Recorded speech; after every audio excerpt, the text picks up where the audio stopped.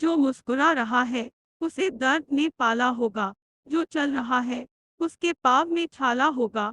बिना संघर्ष के इंसान चमक नहीं सकता, जो जलेगा उसी दिए में उजाला होगा।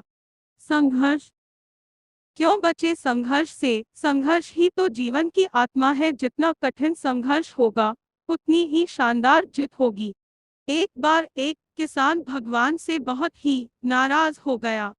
किसान बहुत मेहनती था, बहुत मेहनत से वह खेतों में अनाज उगाता, उसकी देखभाल करता, पर अक्सर उसकी फसल खराब हो जाती। कभी सूखा पड़ जाता, कभी बाढ़ आ जाती, कभी तेज धूप, कभी आंधी, कोई न कोई कारण बन ही जाता कि उसकी फसल खराब हो जाती। एक दिन वह किसान गुस्से में आसमान की ओर देखकर भगवान से कहा, हे ईश्वर, आपको लोग सर्वज्ञता मानते हैं कि आप सब जानते हैं, कहते हैं कि आपके इच्छा के बिना एक भी पत्ता नहीं हिलता, पर मुझे तो लगता है कि आप छोटी बात भी नहीं जानते।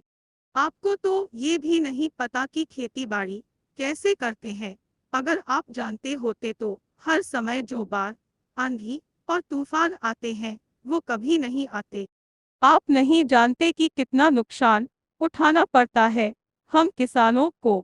यदि आप मेरे हाथ में यह शक्ति दे दे कि जैसा मैं चाहूँ वैसा मैं मौसम कर दूं, फिर आप देखना मैं अन्न के भंडार लगा दूंगा।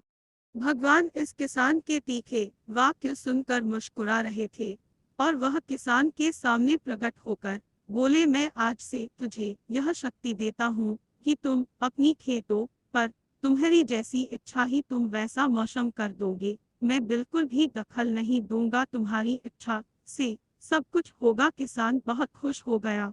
किसान ने गेहूं की फसल अपनी खेतों में बोई।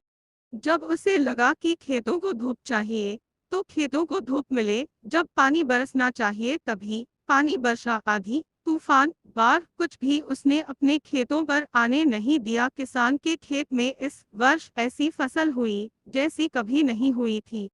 हरी भरी लहलहाती फसल, मन ही मन वह बहुत खुश हो गया और सोचने लगा, अब सबूत के साथ दिखाऊंगा भगवान को कि इसे कहते हैं शक्ति का सही उपयोग। मेरी सफलता देखकर उन्हें अपनी नियम जरूर बदलने पड़ेंगे। कुछ दिन गुजरे, फसल कटने को तैयार हो गए। किसान बहुत उत्सुकता के साथ फसल को काटने लगा, पर जैसे ही उसकी नजर गेहूं की बालियों पर गया तो उसने अपना सिर पीट लिया और वह रोने चिल्लाने लगा। गेहूं की एक भी बाली के अंदर गेहूं का दाना नहीं था, सारी बालियां अंदर से खाली थी। किसान बहुत दुखी हो गया। उसने भगवान को रोते हुए फिर पुकारा, हे प्रभु, तुमने ये मेरे साथ क्या किया? क्या तुमने मुझे कोई सजा दी? भगवान बोले, पुत्र, ये तो होना ही था। तुमने पौधों को संघर्ष करने का मौका ही कहा दिया, ना तो तुमने उन्हें आंधियों से जूझने दिया, ना तेज बारिश से सहने दिया और ना ही धूप में तपने दिया। एक भी चुनौती का सामना तुमने उन्हें नहीं करने दिया, इसीलिए सारे पौधे अंदर से खोखले रह गए। जब आंधी तूफान, तेज बारिश और धूप पड़ती है तभी ये पौधा अपने अस्तित्व को बचाने के लिए संघर्ष करते हैं और इसी संघर्ष से एक बल पैदा होता है जिसमें शक्ति होती है, ऊर्जा होती है। और यही ऊर्जा पूर्ति तेरे गेहूं के दानों की तरह जो नहीं फूटी, तूने उन्हें कठिन परिस्थितियों से गुजरने ही नहीं दिया जहां उनके अस्तित्व का जन्म होता। सारे बालियां इसीलिए खाली है, इसमें एक भी गेहूं का दाना इसलिए नहीं है क्योंकि तुमने अपने पौधों को संघर्ष कराया ही नहीं।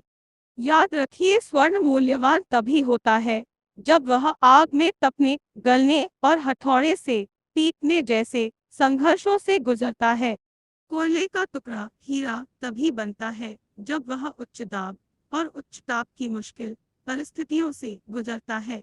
इसी तरह यदि हमारी जिंदगी में कोई संघर्ष ही ना हो, कोई चुनौती ही ना हो, तो हम भी गेहूं की बालियों की तरह खोखले रह जाएंगे। कोई अस्तित्व नहीं होगा हमारा।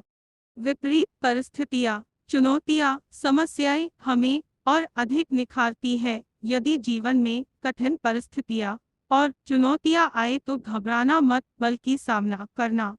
विश्वास करना कि आप और अधिक निखर जाओगे और अधिक मजबूत बन जाओगे। किसी ने कितना सही कहा है, जिंदगी जीना आसान नहीं होता, बिना संघर्ष कोई महान नहीं होता। जब तक न पड़े हथौड़े की चोट, तब तक पत्थर भी भगवान नहीं होता।